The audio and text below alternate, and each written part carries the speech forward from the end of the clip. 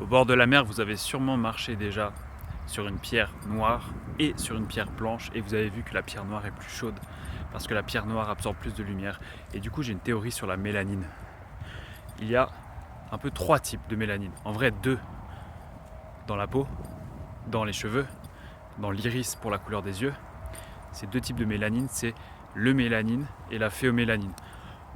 Je vous en ai déjà parlé. Le mélanine, c'est pour les teintes sombres. La phéomélanine, c'est des polymères de mélanine qui sont plus courts et plus irréguliers. Donc des chaînes plus courtes et plus irrégulières. Et cette phéomélanine, elle est responsable de la teinte plus blonde, plus rousse.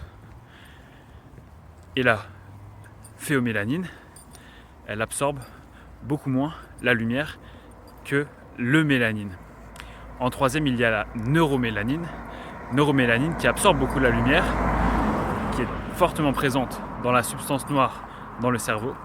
Et le point commun à toutes ces mélanines, au-delà de jouer un rôle dans le métabolisme, notamment des glucides, lipides, la mélanine sert, par exemple au niveau de la peau, à protéger des dommages oxydatifs de la lumière.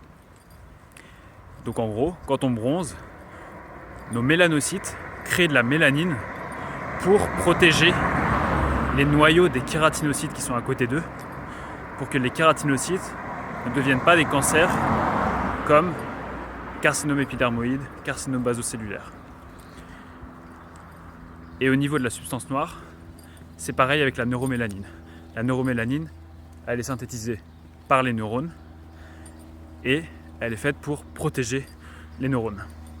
Maintenant, ma théorie sur les mélanines, eh bien, c'est qu'en fait, si on a les cheveux noirs, ce qui est d'ailleurs complètement réversible, si on a les cheveux noirs, si on a les yeux noirs, c'est que génétiquement, mais aussi environnementalement parlant, notre corps nous dit que on n'a pas assez de lumière naturelle.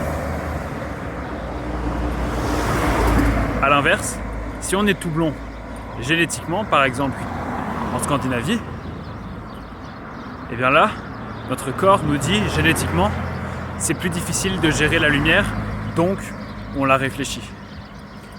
Alors que quand on a les cheveux noirs,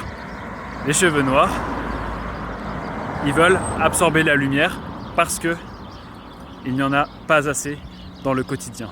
Après, c'est vraiment la part de génétique versus la part de habitude, environnement. Je ne sais pas où placer le curseur, mais voilà ma théorie.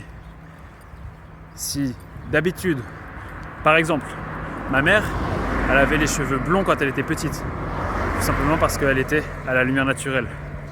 Aujourd'hui, beaucoup moins, et donc, elle a gardé autre chose. Oh non, faut pas que je dise ça. Une autre caractéristique des personnes blondes, mais pas la couleur de cheveux. Bon, du coup, je l'ai dit. Voilà ma théorie sur la mélanine. Eumélanine, phéomélanine, neuromélanine. Encore une deuxième théorie sur la neuromélanine d'ailleurs. Cette fois-ci, c'est pas ma théorie, c'est la théorie de certains chercheurs. C'est que la neuromélanine, en étant neuroprotecteur, déjà, ça c'est sûr, elle permet de ne pas avoir en gros la maladie de Parkinson. Parce que la dégénérescence des neurones dans la substance noire, donc c'est la substance dont je vous parle, c'est le substratum physiopathologique, c'est la raison principale pour laquelle il y a la maladie de Parkinson. Là, ma théorie et la théorie des chercheurs, c'est que l'exposition au soleil, grâce à la mélanine et même à travers la peau, c'est-à-dire même avec la mélanine de la peau, donc phéomélanine, eumélanine, qu'il y a un lien parce que toutes ces mélanines-là viennent de la tyrosine. Toutes ces mélanines-là ont la même action protectrice, antioxydante, grâce à la lumière naturelle. La neuromélanine absorbe la lumière naturelle.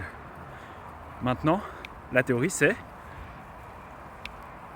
une exposition à la lumière naturelle, sans parler de vitamine D parce que ça, c'est fortement suggéré par des études. L'exposition à la lumière naturelle permet d'avoir une bonne neuromélanine et donc une bonne substance noire et donc pas de maladie de Parkinson. Voilà. Ensuite, ce qui est aussi suggéré pour la vitamine D, c'est des bons niveaux de vitamine D synthétisée, synthèse cutanée, pas alimentaire, pas vraiment alimentaire. Des bons niveaux de vitamine D sont neuroprotecteurs, permettent de ne pas avoir maladie de Parkinson et Alzheimer. Voilà les théories.